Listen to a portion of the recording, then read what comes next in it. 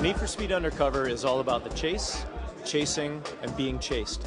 And that manifests itself in three ways in the game this year. Through our heroic driving engine, our highway battles, and the undercover art. So the heroic driving engine is something that we're really excited about this year. This is building on years and years of technology to really come out with what is the ultimate control that a player can have over the car. If you watch Hollywood movies, you see cars doing amazing things that you just can't do in real life. That's what we're looking to represent with the heroic driving engine this year. Everybody wants to be a hero in the game. We've got over 430 different components that we've got the ability to touch and manipulate to really, again, make that player feel like the car, like a hero, sorry. That also extends to our camera work around the car, the lighting on the car, the crashes, the damage. We extend that through to the AI opponents, the cops. All of that comes together to really give you that really action-packed adventure feeling. With regards to the highway battles this year, it's a pretty easy thing to explain to you. This is all about raw emotion, high adrenaline. Picture yourself hurtling down a highway going about 150, 200 miles an hour. You're weaving in and out of cars. You're gonna have a guy chasing you through that traffic. You could be chasing another guy through that traffic. It's a layered experience. You throw a fleet of cops behind you trying to get after you guys. Now add more density into that traffic, go into oncoming traffic. You can see that this is just a high adrenaline roller coaster type game mode. We're really, really pumped with it this year. So the third point is sort of the thing that marries basically the narrative and those interactive sequences together. We call it our undercover arc. And what we have this year is a very compelling story. We went back and sort of figured out, how do we tell a more compelling story in our games? And we sort of, how do you take that storytelling and marry it with those interactive sequences? And what we've done this year is we think we've done a great job of doing that, creating one of the best action driving experiences that's been shown to date. So what you're going to do this year is you're going to have the unique opportunity to play through the game as an undercover cop. You're going to be recruited in, you're going to play through, you're going to have to infiltrate and eventually take down these organized crime syndicates. Throughout that experience, you're going to have a person called Chase Lynn, played by the wonderful and talented Maggie Q. She's going to act as your handler, so she's going to help you through that. Chase is going to get you into trouble.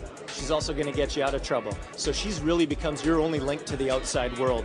She's going to provide you with key intelligence, background information on all of these sort of dirty underbelly of this criminal sort of world. With that, you've got to work your way in.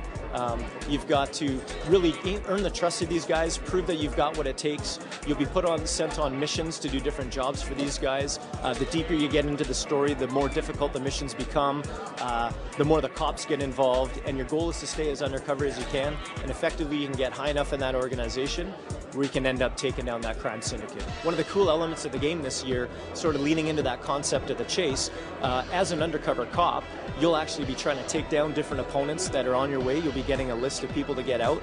At the same time, the cops don't know who you are because only Chase as your handler is the only person that knows your true identity. So it creates this really cool three-way aspect of the chase. You got cops coming after you, you're going after different people. Makes it for a very confusing element in the game, but a lot of gameplay fun. Drifting won't be an actual mode in the game. I think a lot of what's happening with the drifting series these days is it's becoming a lot more organized. So you're seeing big events like Formula D popping up. That's really where the superstars are.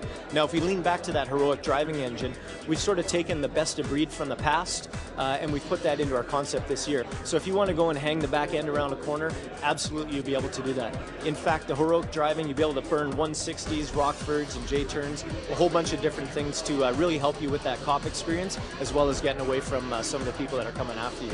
For me, I think the most kick-ass thing about the game is this element of the three-way chase. Never before have you been able to sort of chase somebody in the game. Usually racing, you're trying to get ahead of an opponent.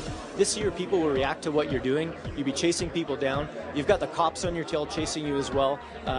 There's some really cool elements. One of the things we challenged the designers with this year was we create this expansive, really intriguing open world, and yet we've had a hard time coming up with really compelling gameplay that takes advantage of that open world. Obviously, the cop experience, that's what the world's built for. So we've got some phenomenal new game modes this year that really take advantage of that open world experience. It's not all about time and getting to a certain place. It's about how well do you know the streets, how well can you drive those streets, and can you get away from somebody that's on your tail. One of the things that we've done is we've built out an area. It's called the Tri-City Bay Area. It's composed of 3 main cities. You have the urban center, which is Palm Harbor. You have the industrial town, which is called Port Crescent. And then you have sort of the seedy underbelly, which is Sunset Hills.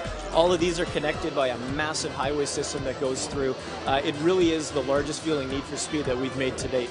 So we're not quite talking about online yet, but you can expect us to have an online presence, 1 or 2 unique modes to that online space, as well as all your standard racing modes.